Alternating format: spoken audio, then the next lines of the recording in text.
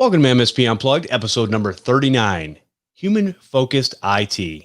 I'm your host, Jeff Halash. This is our live show where we discuss different ways to run your IT business, whether it's managed services, consulting, break fix, or anything in between.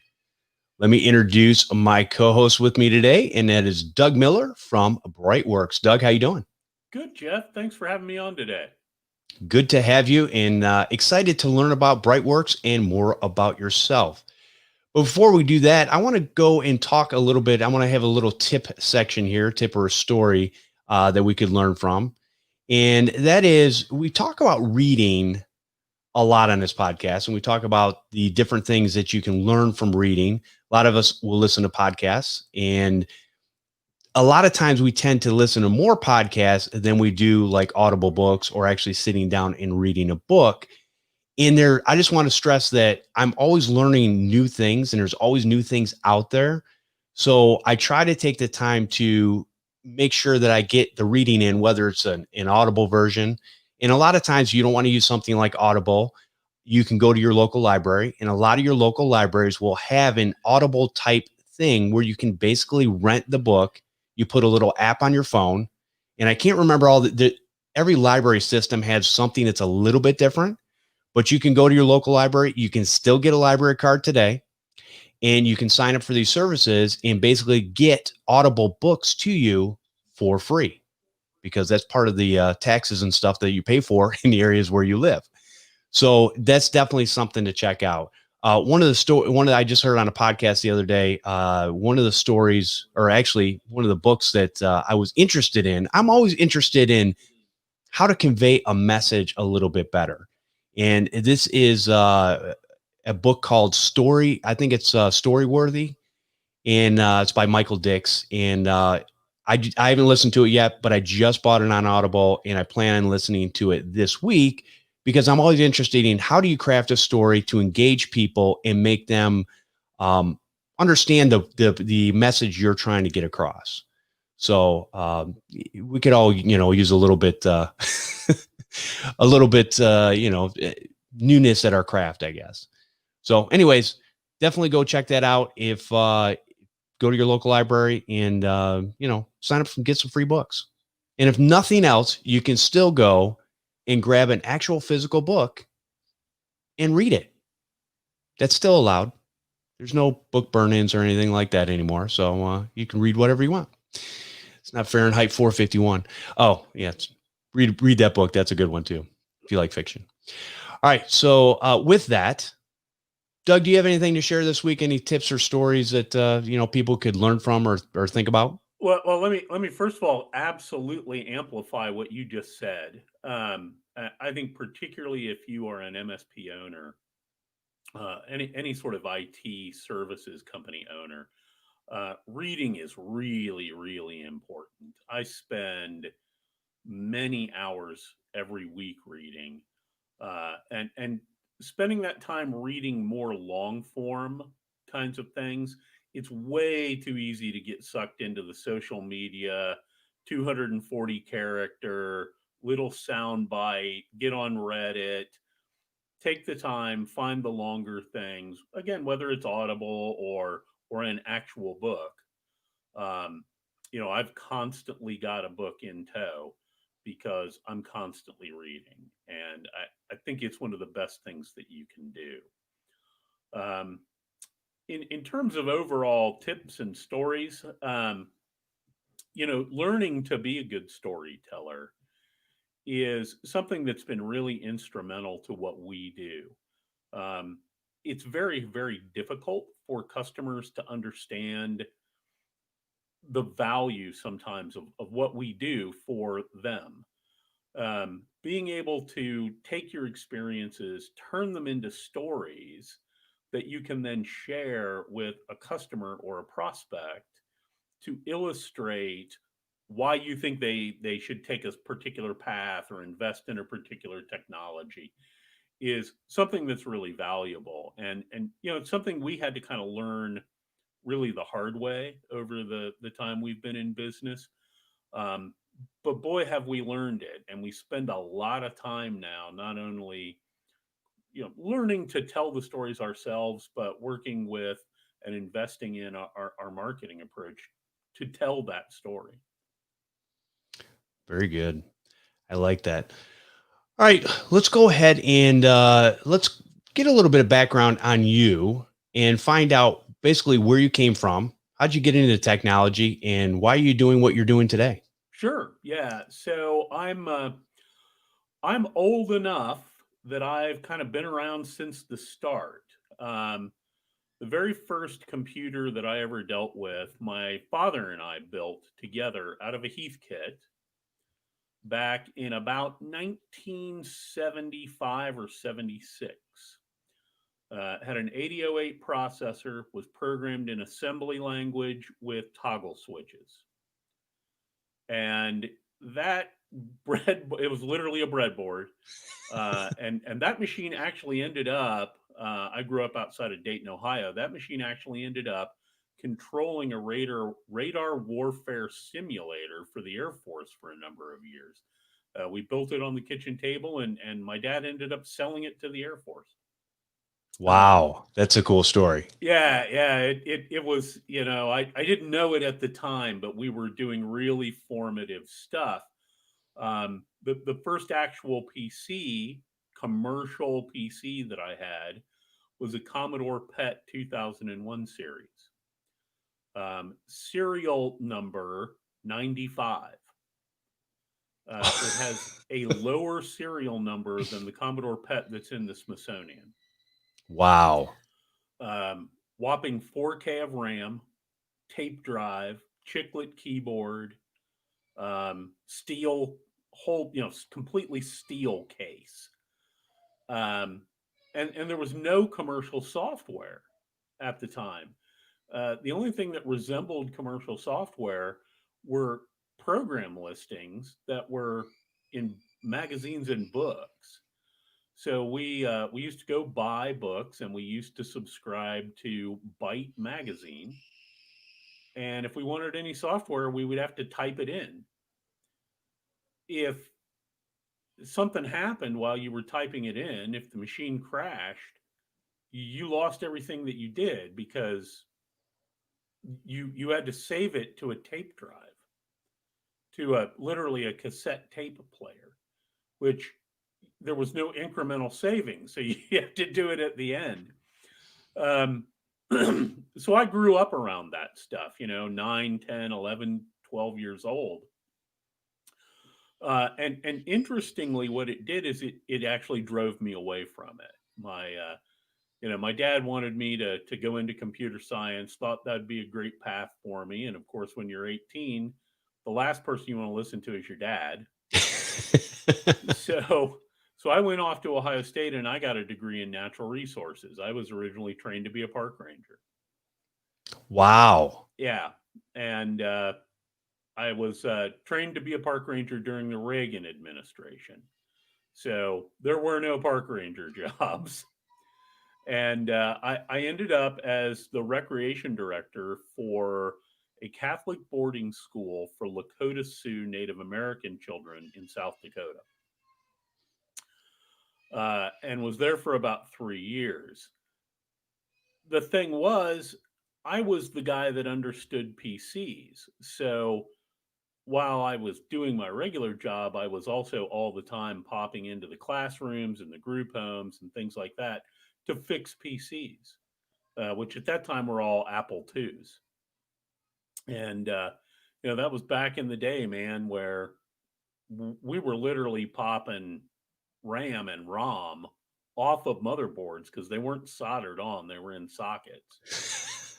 And, yeah, you would not think twice about using a screwdriver to leverage up a chip and pop it off of a motherboard to swap it into something else.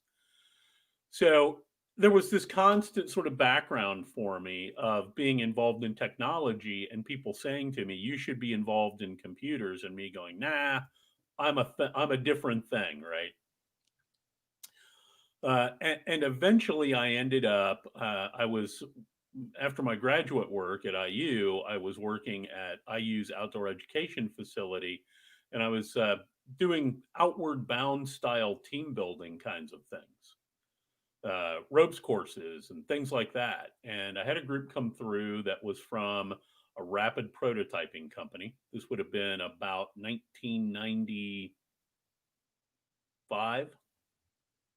And after we got done doing some team building things, stuff like that, their CEO contacted me and wanted me to come and help look at their IT department because it wasn't very functional.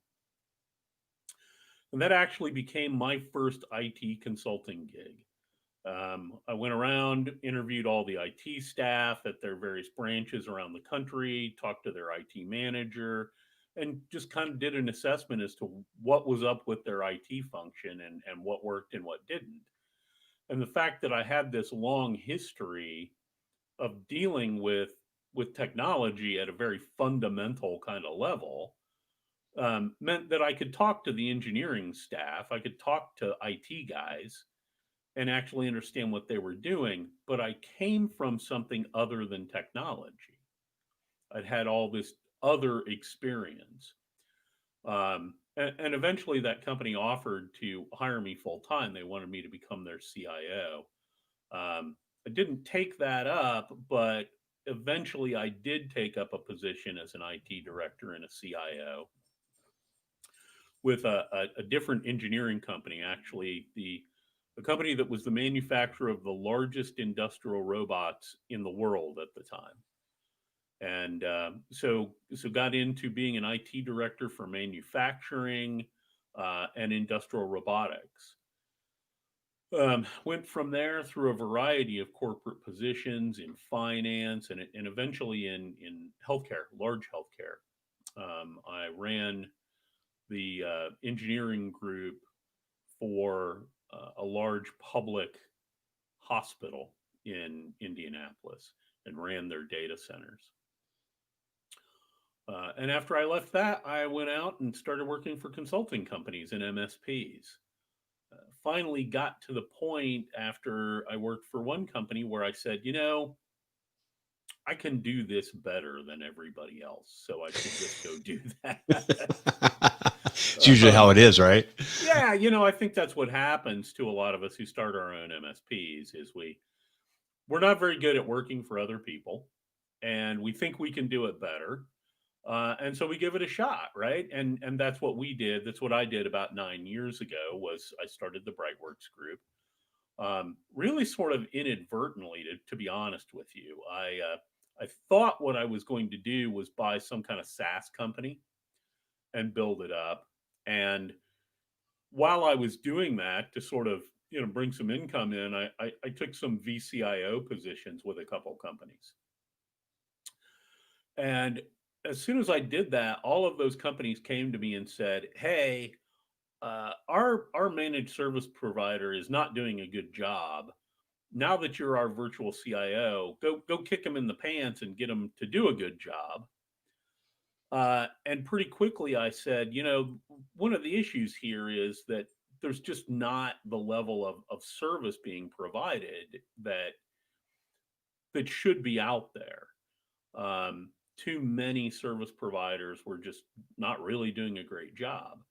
And so that I said, in order to get to do the things that I really wanted to do, which were more of the strategic CIO level things, I was going to have to start an MSP that did a good job at service delivery and support, because a company's never going to talk about the more strategic things if their network's crashing all the time.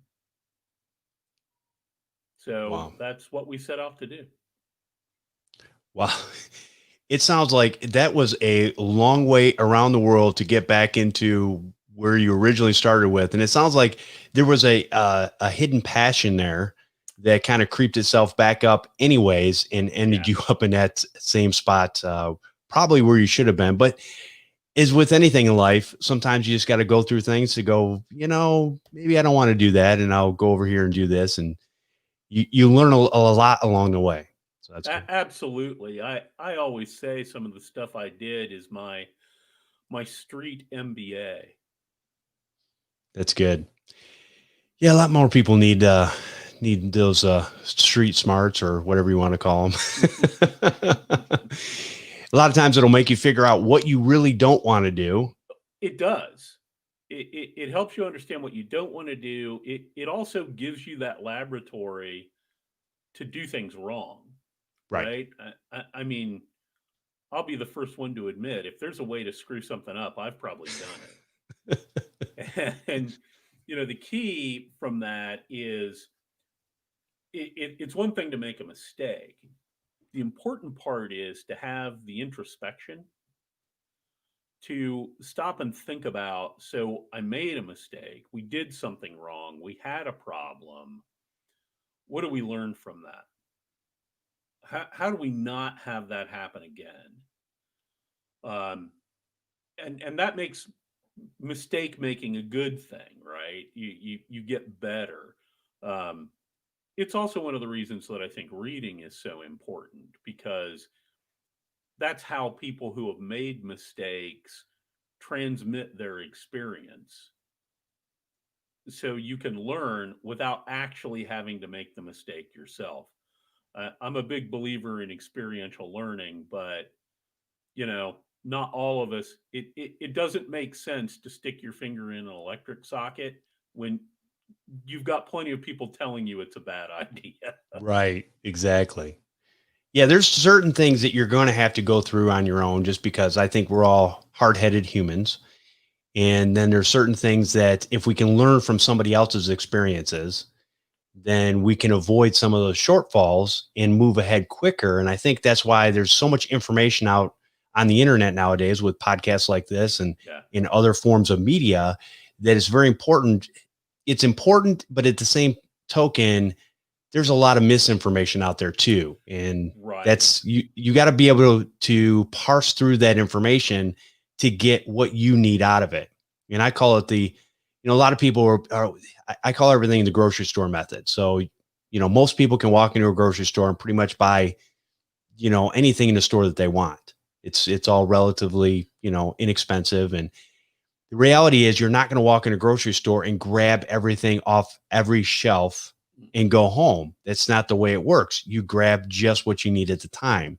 Right. And everybody's at a different space in life where they get to a point where they can learn something, and maybe there's some other lessons and stuff there that need to be learned but are not going to be learned until they get to that next level, whatever that might be. Yeah, they're not ready for it. Right. And I think it's that paradox of choice, right? It's actually sort of a problem today where we have an embarrassment of choices in the world. And intermixed in that are things that are bad choices, right? Bad information, bad products, bad whatever. And you have to develop the skill to make the right choices, right? To be able to sort through that. But I think it's also helpful to do things that actually can narrow choice, right? Um, it's one of the things that I do, for example, with social media.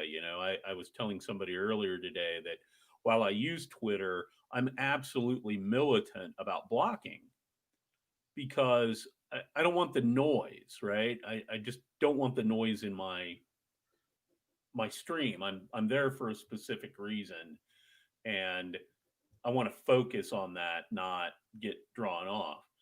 I think it's also one of the things that MSPs have to be careful of.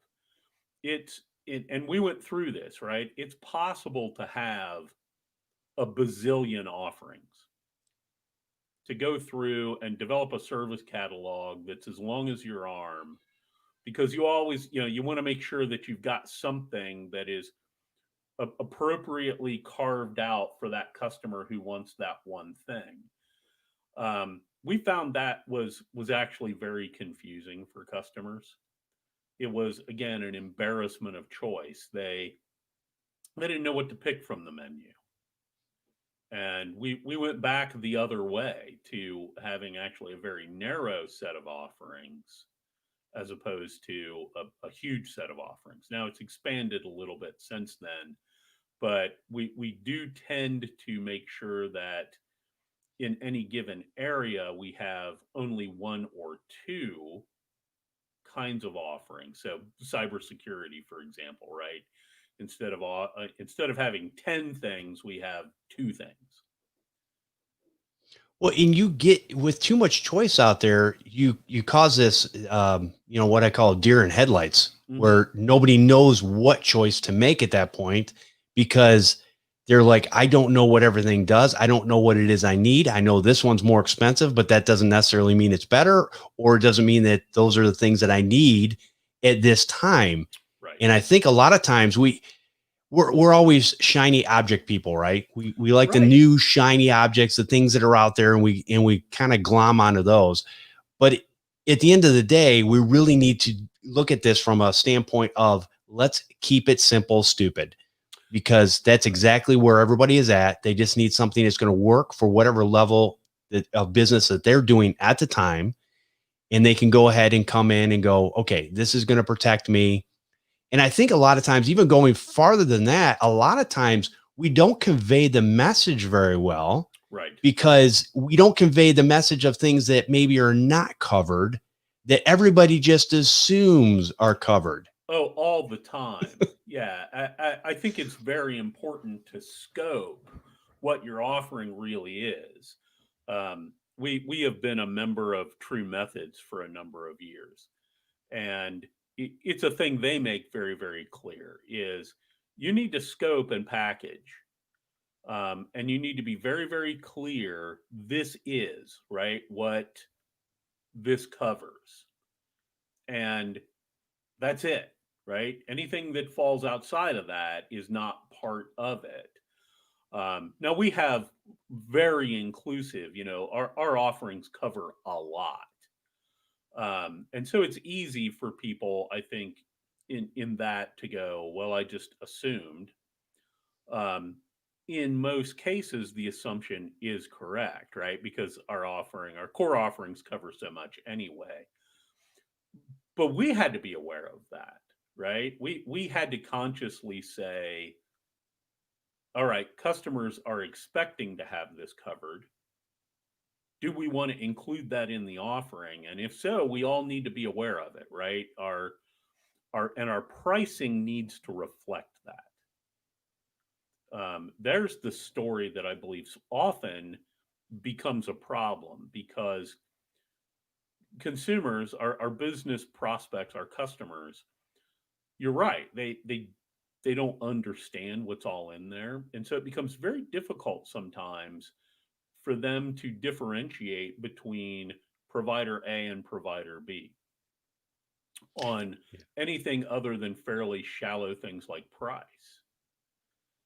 And if what's in their head is they're just hiring a support company, for example, and you've got one company that's providing managed help desk for $50 a seat a month, and another company that's providing a real, all you can eat kind of offering at $100 or 125 a month, but the customer doesn't get that there's differences there. You have to be good at telling that story. Yeah, that's a good point. I think a lot of times we don't quite, well, I guess from a standpoint, and we've talked about this in the past too, where documentation of what we do or don't do, or any documentation at all, we're mostly horrible at. We're Yeah. fixers. We go out there, we fix the problem, and then we kind of walk away until it happens again, and then we go and fix the problem again. Versus having things like processes and things in place that will help to make our offerings more expedient, more streamlined, Right. better to digest, all that kind of stuff. So. Yeah, and I think that that what that leads to is one of the paradoxes of being an MSP owner. That you really need to decide: do you want to be an engineer or do you want to be a business person? And if you want to be an engineer, that's fine, but you may not then want to be an MSP owner because to be an MSP owner means that you're going to spend the bulk of your time working on the business and not in the business. You're not going to I don't do very many technical things anymore. I'm not an engineer anymore. I have a team for that. They do engineering. Now, I'm not going to say that I don't understand it anymore. I mean, it's obviously baked into my DNA at this point, given my history. And I certainly read and keep up on technical things, but I don't do that anymore, right? What I spend my time on is making sure those processes are in place, evaluating new tools, understanding my team, and making sure I've got the right people on it, and adding people when it's the appropriate time to add people. Um, I've spent the past 2 years hammering out a sales process,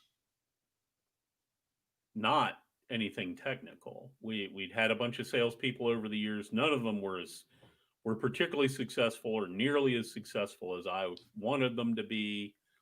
And I came to the realization that part of it was the people I was hiring, but part of it was they didn't know how to. I was expecting them to build a sales process, and they couldn't do it. So I had to go do it. Just as in our early years, I built our operations process. So I immersed myself in it, and I spent about 2 years, and I created a sales process. And when it was working and really ticking over, then I turned around and hired new salespeople, but So you not came up with a before. process first and then hired somebody to basically do that process. Right, Okay. right. Which is, that's largely what you get out of books like the E Myth, right? I, I I'm not sure that the E Myth is all that great for MSPs because it tends to be more focused on commodity kind of businesses, and I think to be a really successful MSP you can't fall into the commodity trap. And our business is a little too complex, but the core idea that what you want to do is create processes that people can follow and then hire a good team to follow those processes, that frees you up, right? I mean, that radically changes your involvement in the business as the owner. And, I'm now at that point 9 years down the road where, I can sit here and spend an hour on a podcast and my phone's not ringing and I'm not looking over at my email and I'm not freaking out about what's happening with our customers because it's all well under control. That's a When I tough way. That's a tough thing to get to. and I think it comes down to expectation that not only your customers have, but you also have for your business. Because Right. these things are all great, and these things are things that need to be worked on in the business. And there's many solopreneurs out there Mm-hmm. that run their MSP and run it well and make a good living and Yep. sell it. But they had to come up with some sort of process, and they couldn't be, you know, Johnny or Jenny on the spot, right? They had to set up something that says, here's how we deal with these things. Right. And we've talked about this in the past too. And I don't believe there's very many emergencies. I Right. think in the end user's mind, everything's an emergency. Mm-hmm. But just because they think everything's an emergency does not make it so. That's absolutely correct. And running your MSP in such a way and setting up your interactions with your customers in such a way that they come to learn that is in my opinion absolutely central to being a successful MSP. If you can't manage that, right? If you can't create that calm company, you're always going to be putting out fires. And the problem is that a lot of us in IT, we want to wear that cape. We want to be that hero. And so and I've seen this again and again. I had a network engineer when I worked at the hospital who this guy could not do preventative maintenance unless he first caused an outage. Right? I'm not kidding. He absolutely needed the energy of the urgency of an emergency to get anything done. And I've seen it again and again in IT people, right? That there are a lot of IT people who absolutely thrive off of being the PC paramedic, right? And the irony is that this particular network manager had started his career as a paramedic. Wow. Okay. He and he'd been in an ambulance accident and no longer could be a paramedic, and he went into IT. Um, and it was in a hospital, which was also a level one trauma center.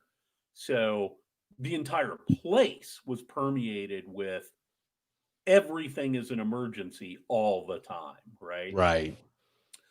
And it was a really powerful learning experience of what you talked about earlier, what I didn't want to do. And it turned into making me a really big advocate for this whole concept of, most of this really isn't an emergency. So we have really formed our business around how do we make that the case, right? How do we eliminate it so there are no emergencies? Um, and we start with values. Our number one, we have four values. Our number one value as a company is no drama.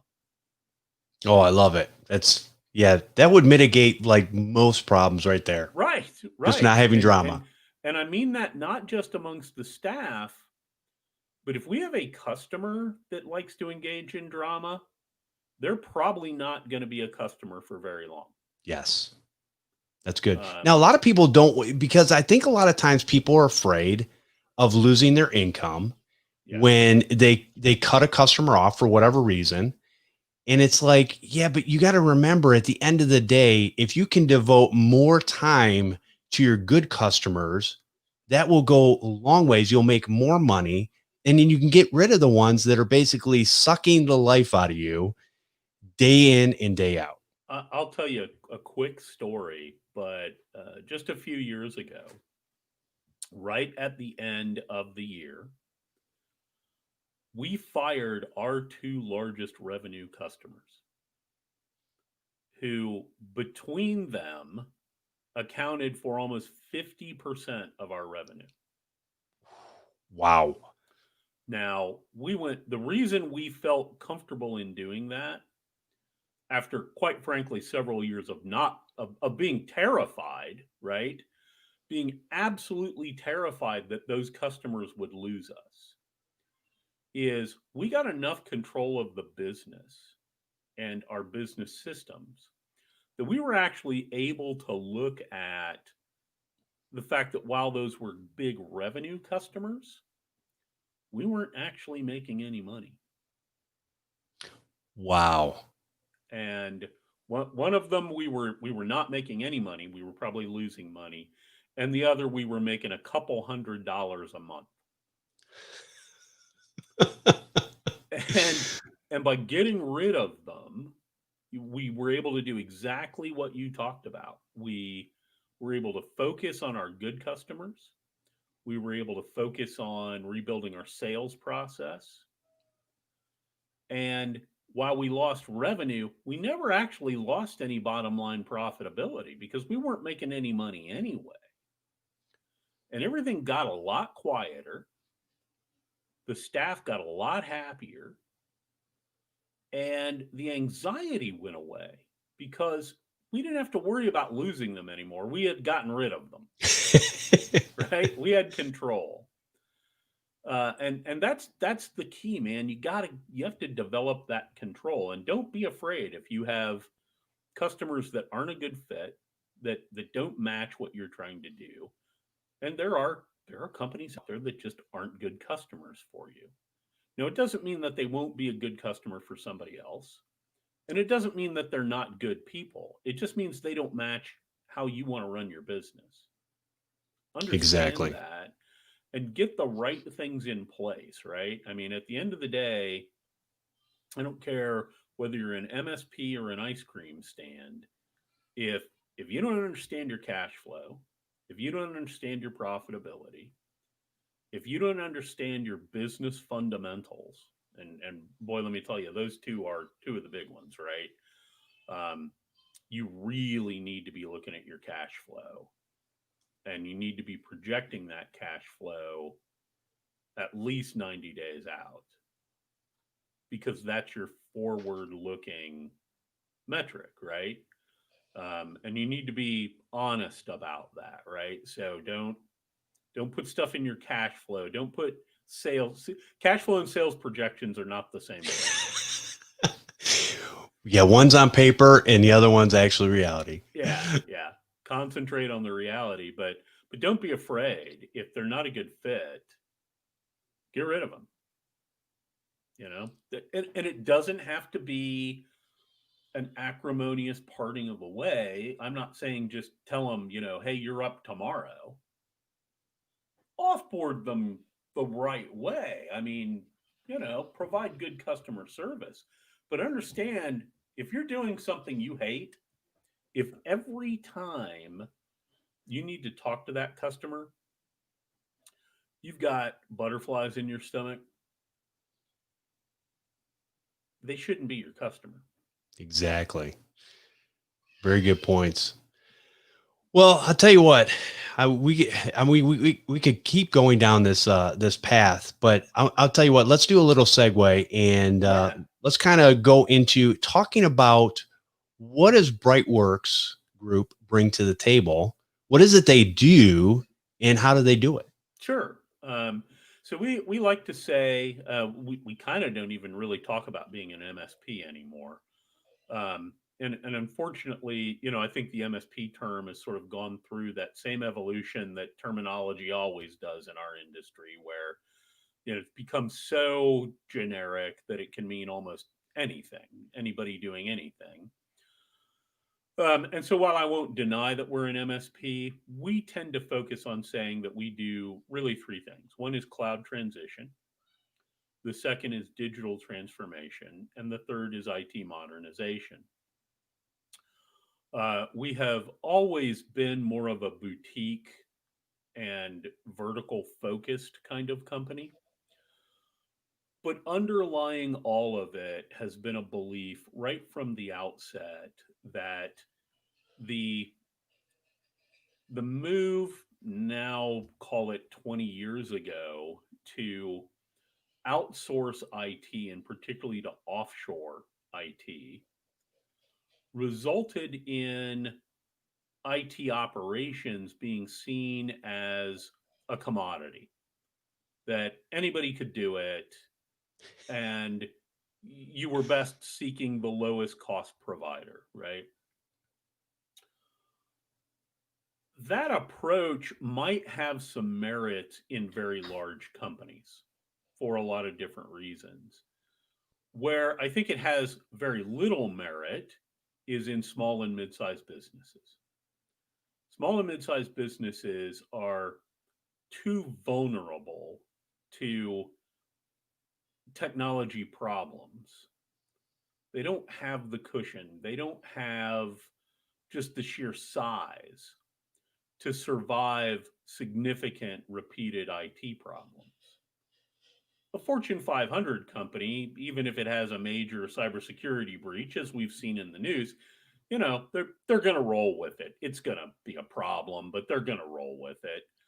But a small and mid-sized firm, I mean, just getting stung by a gift card scam can be a business ending kind of thing. So you can't rely on commodity IT operations when you're a small or mid-sized company. You have to have really good people helping you. You've got to have a good process. You've got to have the right technologies. And most of all, you've got to have people who understand what your business is. They've got to take the time, and they've got to understand the people. It's not about the technology. We again have an embarrassment of choices on the technology front today, right? Anybody who's arguing over endpoints or the merits of firewalls anymore, they're missing the point, right? It's just not about that stuff. It was, right? When I was growing up, it was. And I enjoyed my impassioned debates about the merits of Emacs over VI. And and we'll still get together with old Unix buddies of mine and have that fight, but it doesn't matter to a business. So when we developed, as we started to develop our story and what we were about, the idea of human focused IT really came to the forefront. So while we have great engineers and we partner with what I feel are some of the best technology partners out there, the real secret sauce for us is in solving business problems and human problems, being focused on helping the people in a business do their jobs and the owners of the business run the business, solving their problems, not solving a technology problem, right? Technology may be the thing to help them solve their business problem, in which case that's why we're engaged. But it has to be, it can't be about, oh, you need a new firewall, right? That's again not to say that they're not going to need a new firewall, that everybody needs those things, but you can't approach it from that direction anymore. It's about solving a business problem. Well, And I would say too, going back though, if you were to ask your average end user in a business, hey, you need a firewall, they don't really know what that means anyways. Even if they've heard things on the news, they don't right, understand that. They don't, okay, there's different types of firewalls. Oh, wait, my Linksys router is a quote unquote hardware firewall. right. And so I think there was a lot of confusion even way back when. Oh, there Again, always was. Yeah, there absolutely always was. There just was a time when this was so new that, we could be the wizards. We could come in and, that's true. talk about the speeds and feeds and IOPS and all that stuff, and people would stroke their chins and go, "Oh, wow, these guys are really smart." And you don't even get that anymore, No, right? Nobody's interested. They were confused in the past, but they thought it was magic. Now they're like, "Look, just give me a price and guarantee that it's not going to be a problem and get out of the way." there you go. Yep. Keep it simple. Keep it simple. Keep it very simple. Though a lot of the problems are not simple ones to solve. So the biggest thing we try and bring to the table is coming in, understanding their business and understanding their business problems and working from that, right? So the answer isn't a firewall. The answer is they need security. What does that look like? Okay. What's going to work to provide that for their organization? And I think the COVID thing has, it's created a lot of opportunities to re-examine our solutions, right? Because the idea of, oh, they need security, so they need a firewall, suddenly starts to kind of break down a little bit when nobody's in the office. That's true. They still have the same business problem. So you can't be wedded to a technological solution, a particular technological solution. You have to be focused on solving the business problem. Now, we've come to believe that, particularly for small and mid-sized businesses, um, a lot of doing that means simplicity, reintroducing simplicity to the technology stack that these organizations are using. Um, any MSP will be familiar with walking in and finding, 10 years, 20 years of accumulated stuff sitting in a server closet. 50 wires going to nothing. Right. Because, nobody ever cleans up after themselves. No.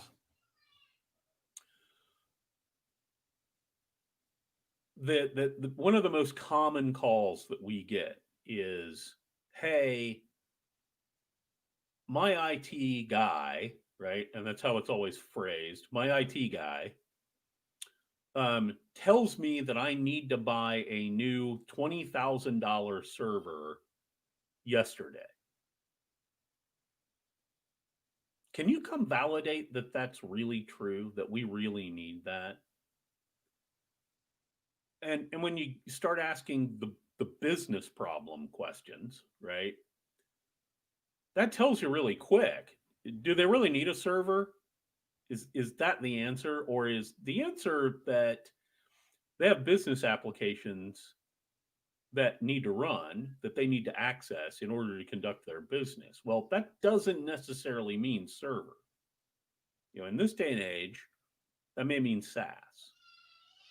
It may mean a cloud-based virtualized server. It may mean completely different solutions than what it meant 10, 15 years ago. It may mean a server, right? It depends on what they're doing, but you can't start from the premise that, oh, you have an old server, so you need a new server, Right. right? Oh, you had old endpoints, you need new endpoints. Well, wait a minute, what business problem are we really trying to solve here? What are they actually trying to get done? And again, too many of the smaller, well, even larger MSPs, we fetishize equipment and hardware and technology. And so the answer is, right? And this is where even coming into your packaging and pricing becomes a big deal. And it's one of the things that we've really focused on. I don't price anything per endpoint or per server. I mean, by virtue of the fact, if I price something per server, if someone comes to me and goes, well, look, maybe the best solution is to not have a server. Well, what's my response to that? I'm going to lose revenue.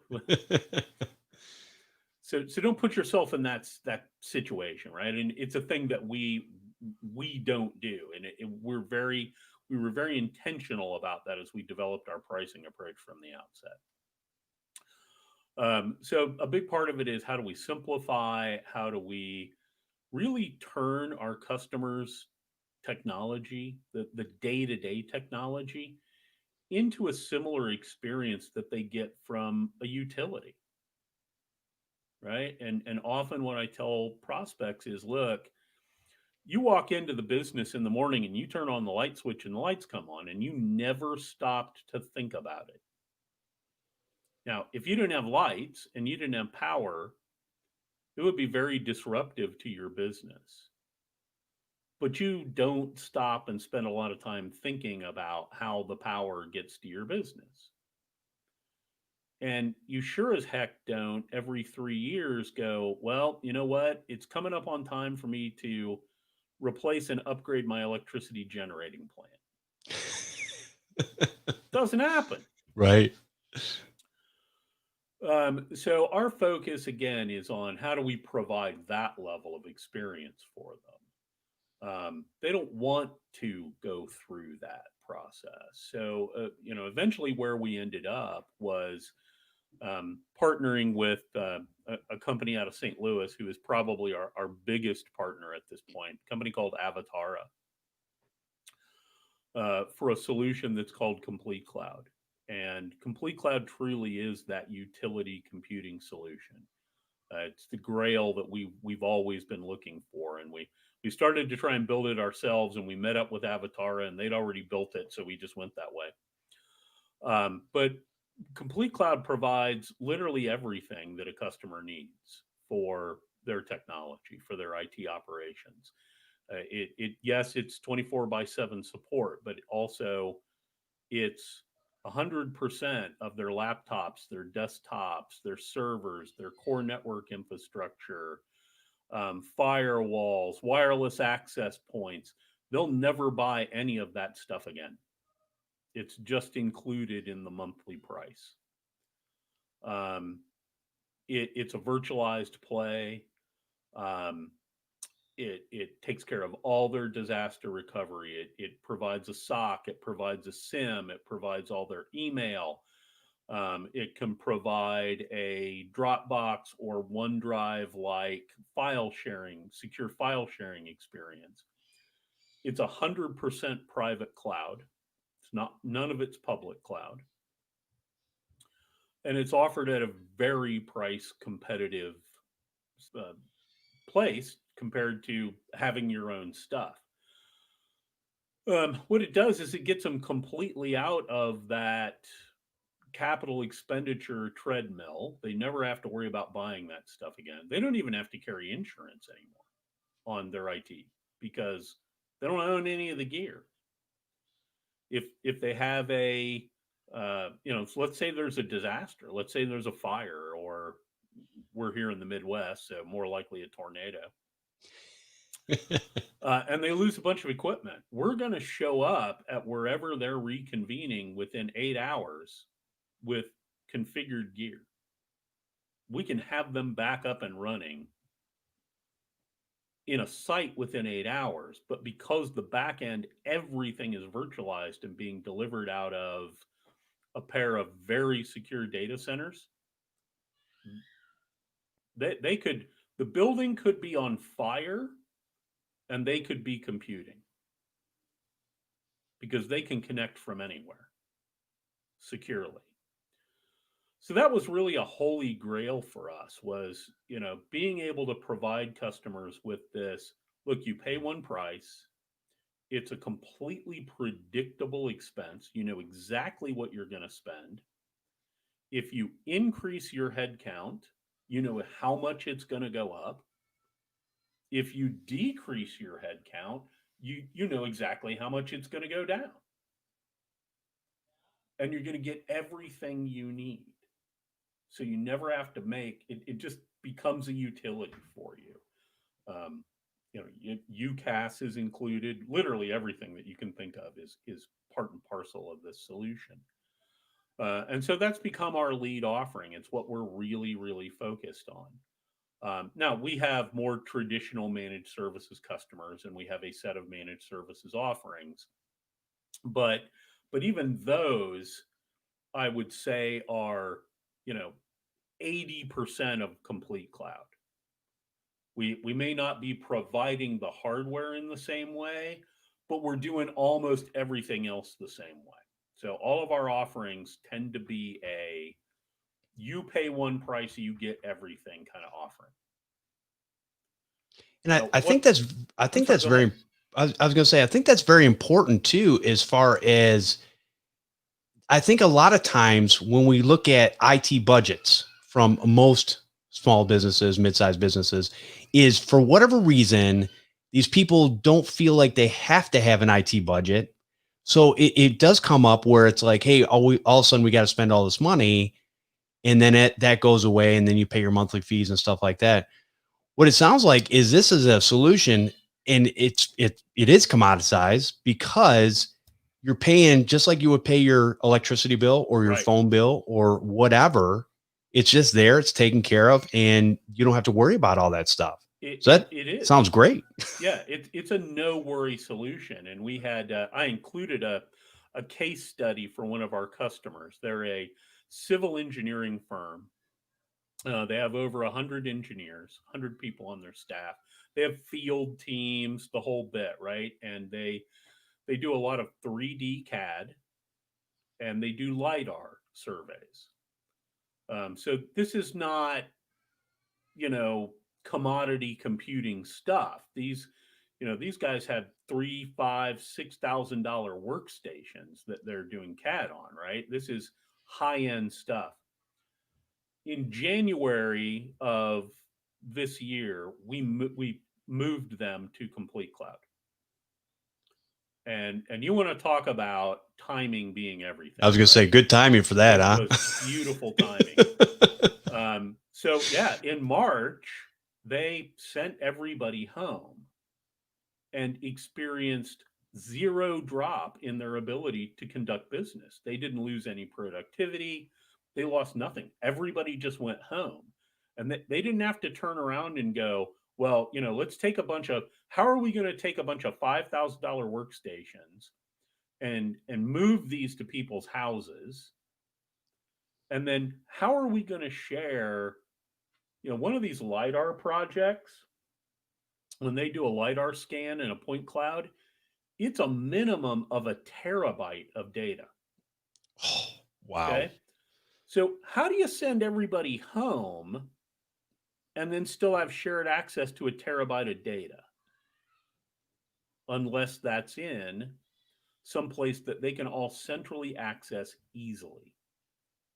And this is a company that has branches they have multiple branches. They have about 5 branches all over the eastern United States. So, sharing data is a challenge for them regardless. Right. But this complete cloud solution, they didn't miss a beat, to That's the awesome. extent that they've decided that when COVID's over, they're not coming back to the office. So they will set up their office to be a place to meet with customers and to have collaborative sessions when they need to do that. But they never anticipate ever having more than 25% of the staff in the office anymore. And I think that's the way a lot of business, not all, but I think a lot of businesses are going to end up going that way. They're going to realize that we don't really need the office space. We don't really need Right. people in the office to do what we need to do on a daily basis. We're hearing that from a lot of people, right? And there's all kinds of articles about it. It's clearly going to be a trend. One of the things that has been very important in these guys' transition was understanding, knowing we don't have a technology worry to do this. We can easily do this. If there's no major reconfiguration that we're going to have to do. And you know what? What happens now if we decide that the best engineer, we've got an open position, and the best engineer for it lives in Mexico? We can now hire him because we can provide him everything he needs to do his job.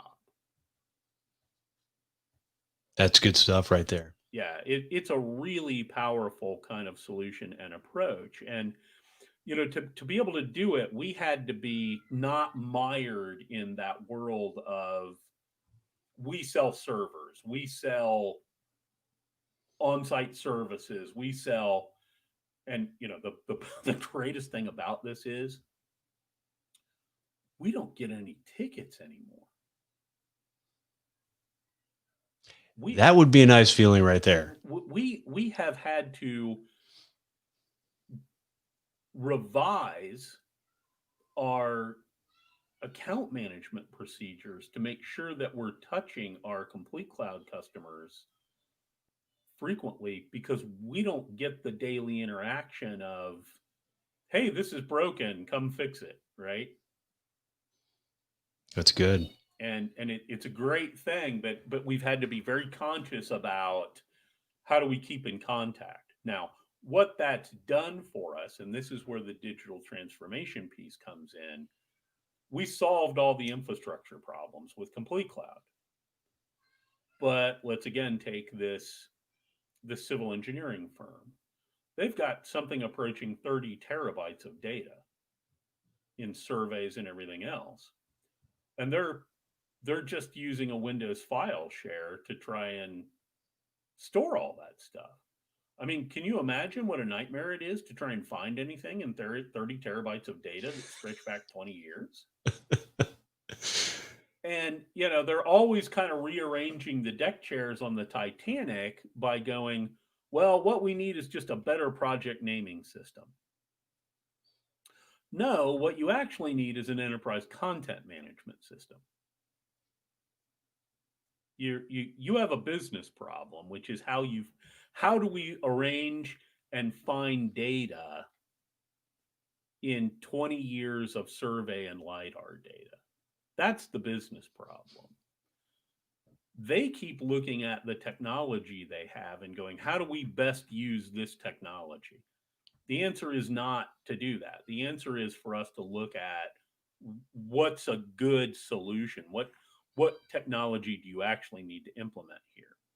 We could never get them to have that discussion back before we moved them to complete cloud, because what always interrupted was so and so's VPN doesn't work and so and so's Excel doesn't work and we need to go upgrade everybody's AutoCAD.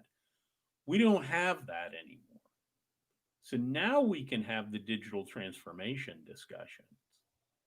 Now we can look at the real high value things to the business. Like, how do we solve this? What do you need from a data retention perspective? Just because you've got 30 terabytes, do we actually really need all of it?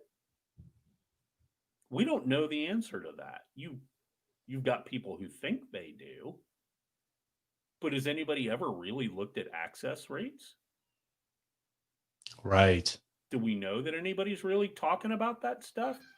And so when you go back to my original premise of I needed to start a good support company so that I could do the stuff that I really wanted to do, I thought that was going to take about 2 years. It ended up taking 8.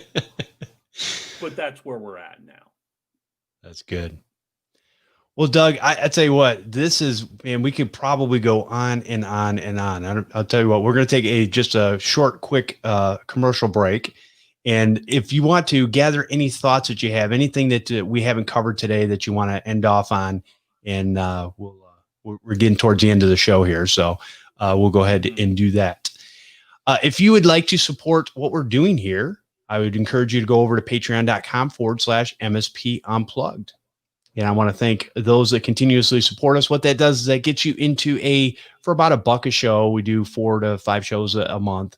That gets you about, that gets you into the secret Facebook group where we have technicians, business owners that basically are nice and will answer questions nicely without being rude or like, why don't you know that, stupid?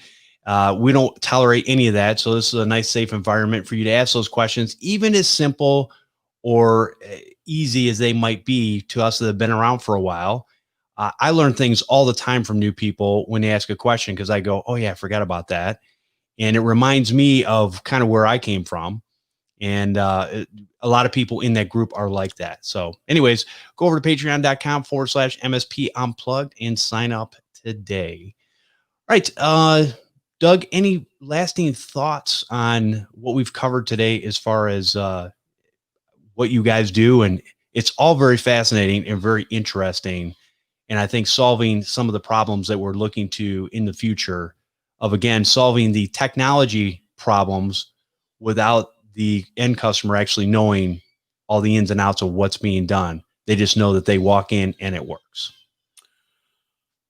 I would say that the one thing I would want to leave everybody with, if you don't remember anything else, if you're in the IT space today, if you're a business owner, whether it's a solopreneur or you own a larger company, it's really easy to get paranoid. It's really easy to get into that space of fear.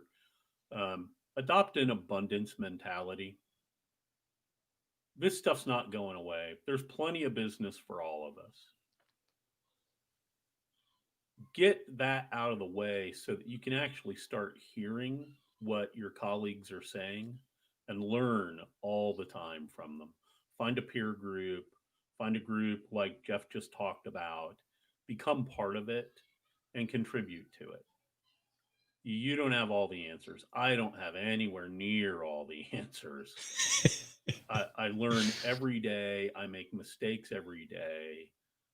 And, unfortunately, as engineers, we like to have control and we hate to be wrong. And those are two of the things that can be our biggest barriers to being successes in this industry. So be introspective and adopt an abundance mentality. I like that. That's very good. And as our good friend John Dubinsky often says, is the one thing I know for sure is I don't know everything. So that's very good. Yeah. I think a lot of times at the end of the day, we really need to look at ourselves and go, I don't know everything, and that's okay. It's okay to not know everything, because I guarantee you every other human being out there does not know everything. And so we're all in the same boat, but we can all work together and be better for that. Absolutely. All right. So, Doug, if people want to find out more about your company or you or contact you, how would they do that? Yeah. So we can be reached at our website, which is www.brightworksgroup.net. You can find us on there. We also have a very strong LinkedIn presence. That's the primary social media avenue that we use. So find us at Brightworks Group on LinkedIn, or you can find me on LinkedIn. And I'm always happy to connect with other MSP owners and people in the industry and talk. You can also reach us, for those of you who still use telephones, 317-983-5000. Awesome. Well, Doug, I appreciate you coming out today and sharing with us. It's been a blast. I've learned a lot, and definitely appreciate all of that. Jeff, thanks so much for having me on today. It's been a great time. All right. You can come join us every Friday at noon Eastern time, or whatever the other time zones are. You can look it up online and figure those out. Watch live and hang out in the chat room over on youtube.com/MSP Unplugged. We make it nice and simple. Just the name of the show over on YouTube. You can subscribe and hit that notification button so you never miss an episode if you want to watch us live, or you can use your favorite podcasting app to take us with you wherever you go. I want to thank you for listening. We'll see you next time on MSP Unplugged.